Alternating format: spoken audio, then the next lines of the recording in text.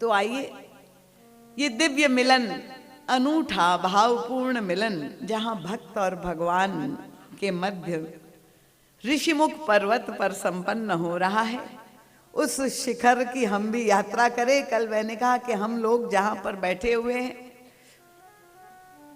Engineering college का सभागार तो स्थूल दृष्टि से है, पर हम लोग तो भाव शरीर से ऋषिमुख पर्वत पर ही बैठे हैं। ये ऋषि पर्वत क्या है? यही सत्संग का पर्वत है, और यहीं पर संत और भगवंत का मिलन हो रहा है। प्रभु विचरण करते हुए, श्री किशोरी जी का अन्वेषण करते हुए ऋषिमुख पर्वत पर पहुंचते हैं, और श्री हनुमान जी महाराज सुग्रीव जी महाराज की सेवा में, सुग्रीव ने आश्रय लिया था ऋषिमुख पर्वत पर, बाली के डर के मारे भागा फिर रहा था, और जब उसको ये अवगत हो गया कि ऋषिमुख पर्वत पर बाली को प्रवेश प्राप्त नहीं है, अभिशापित था बाली, इसलिए इस पर्वत पर आश्रय लेकर सुग्रीव वहां पर छिपे हुए थे। उस समय प्रभु का आगमन होता है, और फिर भगवान श्री रामभद्र और श्री हनुमान जी महाराज का अद्भुत भावपूर्ण मिलन होता है। वो जो दिव्य संवाद है, गतकल कुछ बिंदु आपके समक्ष मैंने रखने का प्रयास किया था। महाराज जी का साहित्य विशद है, यहाँ आया हुआ है। आप लोग जो धर्म प्रेमी है, रसिक है, अवश्य उस साहित्य का लाभ ले। हनुमत चरित्र, सुंदरकांड की सुंदरता, लघु पुस्तिका, अनेक पुस्तिकाएं, भक्तों का हृदय, उसमें ये सारे प्रसंग जो मैं आपके समक्ष रख रही हूँ, ये परम पूज्य महाराज श्री के चिंतन प्रसाद ही आपके समक्ष परोस रही है। तो श्री हनुमान जी महाराज को प्रभु ने हृदय से लगा लिया। हनुमान जी महाराज ने अपना जो परिचय देने के लिए पद्धति अपनाई, वो बड़ी विचित्र, अटपटी लगती है।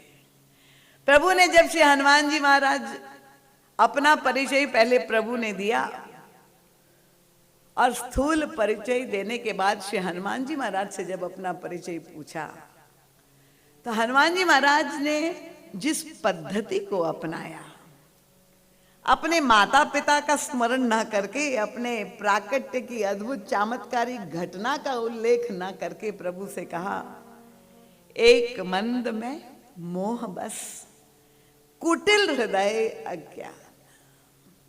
ये जिस विधा का प्रयोग किया है, ये तो युग तुलसी परम पूज्य महाराज जैसे मनीषी ही श्री हनुमान जी महाराज के हृदय के भाव समझ पाए।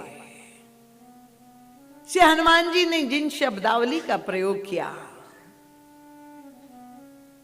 हनुमान जी महाराज का संतत्व उसमें परिलक्षित होता है।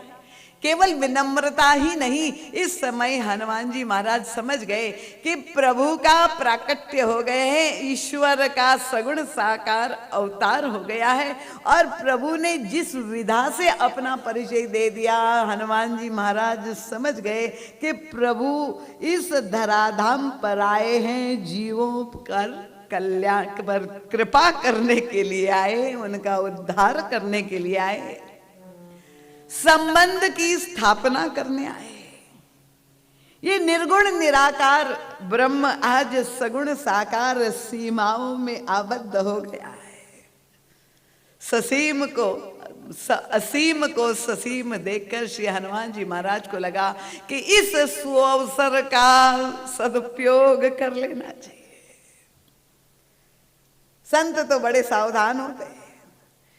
श्री हनुमान जी महाराज ने प्रभु से कहा, प्रभु मेरी 4 परिचय है, मैं मंद बुद्धि हूं, मोहग्रस्त हूं, कुटिल हृदय हूं और अज्ञानी हूं। और तब हनुमान जी महाराज हम और आप सभी जीवों का प्रतिनिधित्व करते हुए चाह रहे थे कि प्रभु जीव मात्र पर, जीव प्रभु की करुणा और कृपा जीव मात्र को सुलभ हो जाए। और फिर प्रभु से श्री हनुमान जी महाराज ने दीक्षा भी, वो दिव्य मंत्र प्राप्त हो गया, अनन्य भक्ति, प्रभु ने वो मंत्र दे दिया, हनुमान जी महाराज दीक्षित हो गए। किस परंपरा में दीक्षित हो गए? संप्रदायों से हमारा समाज बटा हुआ है। अब हर एक व्यक्ति दावा करता है हनुमान जी महाराज रामानुज संप्रदाय के हैं। द्वैताद्वैत और विशिष्टाद्वैत इतने संप्रदाय हमारे यहाँ जहाँ पर है। वेदांती कहते हैं श्री हनुमान जी महाराज हमारे संप्रदाय में। ये तो आप पर निर्भर है।